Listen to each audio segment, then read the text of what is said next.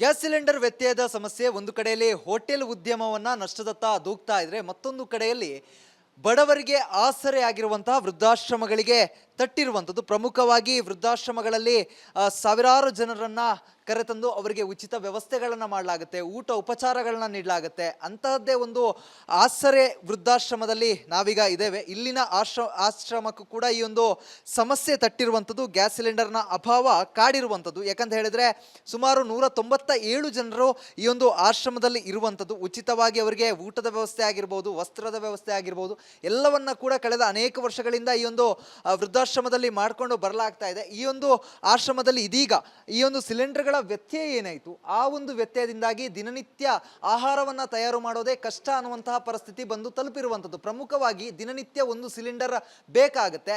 ಬೆಳಗಿನ ಉಪಹಾರ ಆಗಿರ್ಬೋದು, ಮಧ್ಯಾಹ್ನದ ಊಟ ಆಗಿರ್ಬೋದು, ರಾತ್ರಿಯ ಊಟ ಏನಿರುತ್ತೆ, ಈ ಎಲ್ಲ ವ್ಯವಸ್ಥೆಗಳಿಗೆ ದಿನನಿತ್ಯ ಒಂದು ಸಿಲಿಂಡರ್ಗಳು ಬೇಕಾಗುತ್ತೆ. ಆದರೆ ಇದೀಗ ಈ ಒಂದು ಆಸರೆ ವೃದ್ಧಾಶ್ರಮದ ಪರಿಸ್ಥಿತಿ ಕೇಳೋರಿಲ್ಲ ಅನ್ನುವಂಥ ರೀತಿಯಾಗಿದೆ. ಯಾಕಂತ ಹೇಳಿದ್ರೆ ಒಂದು ಸಿಲಿಂಡರನ್ನು ಕೂಡ ಬ್ಲ್ಯಾಕ್ನಲ್ಲಿ ಖರೀದಿ ಮಾಡಬೇಕು ಅನ್ನುವಂಥ ಪರಿಸ್ಥಿತಿ ಬಂದು ತಲುಪಿದೆ. ಒಂದು ಕಡೆಯಲ್ಲಿ ಸರ್ಕಾರದ ಗೈಡ್ಲೈನ್ಸ್ ಇದೆ, ವೃದ್ಧಾಶ್ರಮಗಳಿಗೆ 70% ಏಜೆನ್ಸಿಗಳು ಈ ಒಂದು ಸಿಲಿಂಡರ್ಗಳನ್ನು ಸರಬರಾಜು ಮಾಡಬೇಕು ಅಂತ ಹೇಳಿ. ಆದರೆ ಆ ಸರ್ಕಾರದ ನಿಯಮ ಇದ್ರೂ ಕೂಡ ಏಜೆನ್ಸಿಗಳು ಮಾತ್ರ ಯಾವುದೇ ಕಾರಣಕ್ಕೂ ಆಶ್ರಮಗಳಿಗೆ ಈ ಒಂದು ವಾಣಿಜ್ಯ ಸಿಲಿಂಡರ್ಗಳನ್ನು ಸರಬರಾಜು ಮಾಡ್ತಾ ಇಲ್ಲ. ಹೀಗಾಗಿ ಊಟ ನೀಡೋದೇ ಸಮಸ್ಯೆ ಆಗ್ತಾ ಇದೆ.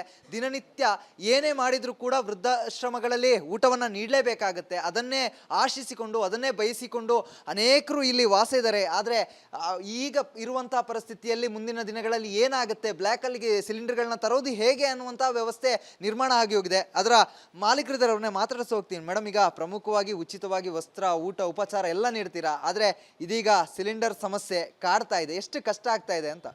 ಎಷ್ಟು ಕಷ್ಟ ಆಗ್ತಾ ಇದೆ ಅಂತಂದರೆ ಹೇಳಕ್ಕೆ ಅಸಾಧ್ಯ ಆಗಿದೆ. ಇವತ್ತು ಯುಗಾದಿ ಹಬ್ಬ, ಪ್ರತಿ ವರ್ಷ ಯುಗಾದಿ ಹಬ್ಬದ ದಿನ ಒಬ್ಬಟ್ಟು ಊಟ ಕೊಡ್ತಾಯಿದ್ವಿ. ಇವತ್ತು ಪಾಯಸ, ಅನ್ನ, ಸಾಂಬಾರು, ಒಂದು ಪಲ್ಯ, ಮೊಸರನ್ನಕ್ಕೆ ಮುಗಿಸಿದ್ವಿ. ಸಿಲಿಂಡರ್ಗೆ ಎಷ್ಟು ಫೋನ್ ಮಾಡಿದ್ರು ಫೋನ್ಗಳು ಎತ್ತಲ್ಲ. ಬುಕ್ಕಿಂಗ್ ಮಾಡೋಕ್ಕೋದ್ರೆ ಮೊಬೈಲಲ್ಲಿ ಬುಕ್ಕಿಂಗ್ ತಗೊಳ್ತಾ ಇಲ್ಲ.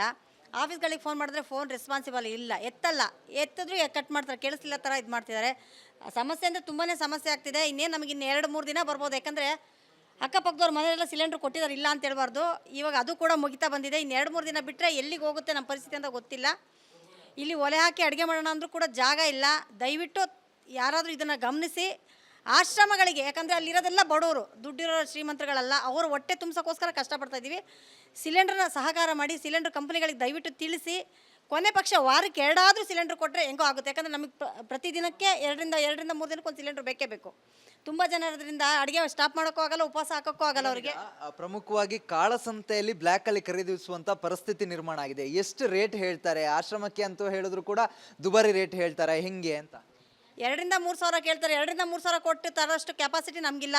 ಒಬ್ಬರು 15 kg 16 kgಗೆ 10,000 ರೂಪಾಯಿ ತನಕ ಹೋಗ್ತಾ ಇದೆ ಅಂತ ಹೇಳ್ತಿದ್ದಾರೆ. ಬಟ್ ನಾವು ಅಷ್ಟನ್ನೆಲ್ಲ ಕೊಟ್ಟು ತಂದು ನಾವು ಅಡುಗೆ ಮಾಡಿ ಹಾಕೋ ಪರಿಸ್ಥಿತಿಲಿ ನಾವಿಲ್ಲ. ದಯವಿಟ್ಟು ತಮ್ಮ ಗಮನಕ್ಕೆ ತಗೊಳ್ಳಿ. ಈ ನಮ್ಮವ್ರಿಗೆ, ನಮ್ಮ ಬಡ ಜೀವಗಳಿಗೆ ಏನಾದರೂ ಸಹಾಯ ಮಾಡಿ. ಇಷ್ಟು ದಿನ ಏನು ನಾವು ಸಹಾಯ ಮಾಡಿ ಅಂತ ಏನೂ ಕೇಳಲಿಲ್ಲ, ಇದನ್ನು ಕೇಳ್ತೀವಿ. ಈಗ ಒಂದು ಸಿಲಿಂಡರ್ಗಳನ್ನ ಸಹಾಯ ಮಾಡಿ ಅಂತ ಕೇಳ್ತಾ ಇದೀವಿ ಅಷ್ಟೇ.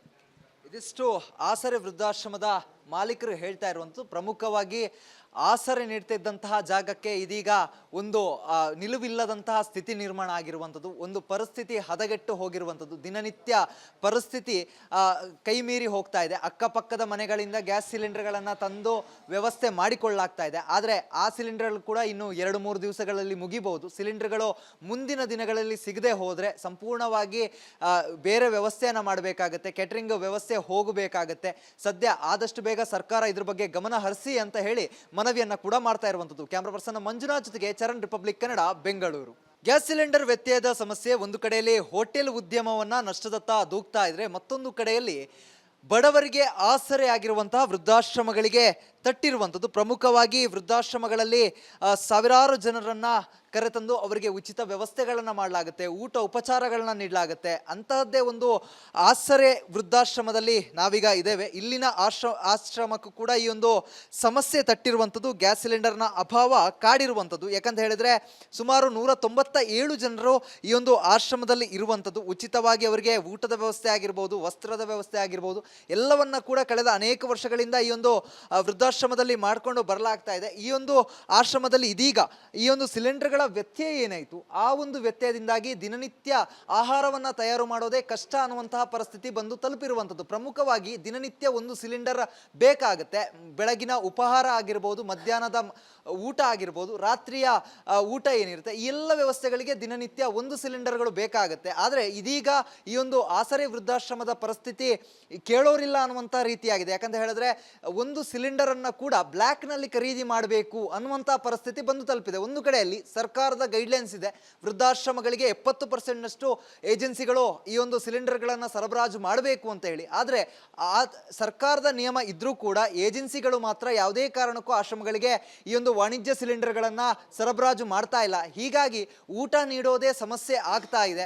ದಿನನಿತ್ಯ ಏನೇ ಮಾಡಿದರೂ ಕೂಡ ವೃದ್ಧಾಶ್ರಮಗಳಲ್ಲಿ ಊಟವನ್ನು ನೀಡಲೇಬೇಕಾಗತ್ತೆ. ಅದನ್ನೇ ಆಶಿಸಿಕೊಂಡು, ಅದನ್ನೇ ಬಯಸಿಕೊಂಡು ಅನೇಕರು ಇಲ್ಲಿ ವಾಸ ಇದ್ದಾರೆ. ಆದರೆ ಈಗ ಇರುವಂಥ ಪರಿಸ್ಥಿತಿಯಲ್ಲಿ ಮುಂದಿನ ದಿನಗಳಲ್ಲಿ ಏನಾಗುತ್ತೆ, ಬ್ಲ್ಯಾಕಲ್ಲಿಗೆ ಸಿಲಿಂಡರ್ಗಳನ್ನ ತರೋದು ಹೇಗೆ ಅನ್ನುವಂಥ ವ್ಯವಸ್ಥೆ ನಿರ್ಮಾಣ ಆಗಿ ಹೋಗಿದೆ. ಅದರ ಮಾಲೀಕರಿದ್ದಾರೆ, ಅವ್ರನ್ನೇ ಮಾತಾಡಿಸಿ ಹೋಗ್ತೀನಿ. ಮೇಡಮ್, ಈಗ ಪ್ರಮುಖವಾಗಿ ಉಚಿತವಾಗಿ ವಸ್ತ್ರ, ಊಟ, ಉಪಚಾರ ಎಲ್ಲ ನೀಡ್ತೀರಾ. ಆದರೆ ಇದೀಗ ಸಿಲಿಂಡರ್ ಸಮಸ್ಯೆ ಕಾಡ್ತಾ ಇದೆ. ಎಷ್ಟು ಕಷ್ಟ ಆಗ್ತಾ ಇದೆ ಅಂತ? ಎಷ್ಟು ಕಷ್ಟ ಆಗ್ತಾ ಇದೆ ಅಂತಂದರೆ ಹೇಳಕ್ಕೆ ಅಸಾಧ್ಯ ಆಗಿದೆ. ಇವತ್ತು ಯುಗಾದಿ ಹಬ್ಬ, ಪ್ರತಿ ವರ್ಷ ಯುಗಾದಿ ಹಬ್ಬದ ದಿನ ಒಬ್ಬಟ್ಟು ಊಟ ಕೊಡ್ತಾಯಿದ್ವಿ. ಇವತ್ತು ಪಾಯಸ, ಅನ್ನ, ಸಾಂಬಾರು, ಒಂದು ಪಲ್ಯ, ಮೊಸರನ್ನಕ್ಕೆ ಮುಗಿಸಿದ್ವಿ. ಸಿಲಿಂಡರ್ಗೆ ಎಷ್ಟು ಫೋನ್ ಮಾಡಿದ್ರು ಫೋನ್ಗಳು ಎತ್ತಲ್ಲ. ಬುಕ್ಕಿಂಗ್ ಮಾಡೋಕ್ಕೋದ್ರೆ ಮೊಬೈಲಲ್ಲಿ ಬುಕ್ಕಿಂಗ್ ತಗೊಳ್ತಾ ಇಲ್ಲ. ಆಫೀಸ್ಗಳಿಗೆ ಫೋನ್ ಮಾಡಿದ್ರೆ ಫೋನ್ ರೆಸ್ಪಾನ್ಸಿಬಲ್ ಇಲ್ಲ, ಎತ್ತಲ್ಲ. ಎತ್ತಿದ್ರು ಕಟ್ ಮಾಡ್ತಾರೆ, ಕೇಳಿಸ್ಲಿಲ್ಲ ಥರ ಇದು ಮಾಡ್ತಿದ್ದಾರೆ. ಸಮಸ್ಯೆ ಅಂದರೆ ತುಂಬಾ ಸಮಸ್ಯೆ ಆಗ್ತಿದೆ. ಇನ್ನೇನು ನಮಗೆ ಇನ್ನು 2-3 ದಿನ ಬರ್ಬೋದು. ಯಾಕಂದರೆ ಅಕ್ಕಪಕ್ಕದವ್ರ ಮನೆಯೆಲ್ಲ ಸಿಲಿಂಡ್ರ್ ಕೊಟ್ಟಿದ್ದಾರೆ, ಇಲ್ಲ ಅಂತ ಹೇಳ್ಬಾರ್ದು. ಇವಾಗ ಅದು ಕೂಡ ಮುಗಿತಾ ಬಂದಿದೆ. ಇನ್ನು 2-3 ದಿನ ಬಿಟ್ಟರೆ ಎಲ್ಲಿಗೆ ಹೋಗುತ್ತೆ ನಮ್ಮ ಪರಿಸ್ಥಿತಿ ಅಂತ ಗೊತ್ತಿಲ್ಲ. ಇಲ್ಲಿ ಒಲೆ ಹಾಕಿ ಅಡುಗೆ ಮಾಡೋಣ ಅಂದರೂ ಕೂಡ ಜಾಗ ಇಲ್ಲ. ದಯವಿಟ್ಟು ಯಾರಾದರೂ ಇದನ್ನು ಗಮನಿಸಿ ಆಶ್ರಮಗಳಿಗೆ, ಯಾಕಂದರೆ ಅಲ್ಲಿರೋದೆಲ್ಲ ಬಡವರು, ದುಡ್ಡಿರೋ ಶ್ರೀಮಂತರುಗಳಲ್ಲ, ಅವರು ಹೊಟ್ಟೆ ತುಂಬಿಸೋಕ್ಕೋಸ್ಕರ ಕಷ್ಟಪಡ್ತಾಯಿದ್ದೀವಿ. ಸಿಲಿಂಡ್ರನ್ನ ಸಹಕಾರ ಮಾಡಿ, ಸಿಲಿಂಡ್ರ್ ಕಂಪ್ನಿಗಳಿಗೆ ದಯವಿಟ್ಟು ತಿಳಿಸಿ, ಕೊನೆ ಪಕ್ಷ ವಾರಕ್ಕೆ 2 ಆದರೂ ಸಿಲಿಂಡ್ರ್ ಕೊಟ್ಟರೆ ಹೆಂಗೋ ಆಗುತ್ತೆ. ಯಾಕಂದರೆ ನಮಗೆ ಪ್ರತಿದಿನಕ್ಕೆ 2-3 ದಿನಕ್ಕೆ ಒಂದು ಸಿಲಿಂಡ್ರ್ ಬೇಕೇ ಬೇಕು. ತುಂಬ ಜನ ಇರೋದ್ರಿಂದ ಅಡುಗೆ ಸ್ಟಾಪ್ ಮಾಡೋಕ್ಕೂ ಆಗಲ್ಲ, ಉಪವಾಸ ಹಾಕೋಕ್ಕೂ ಆಗಲ್ಲ ಅವರಿಗೆ.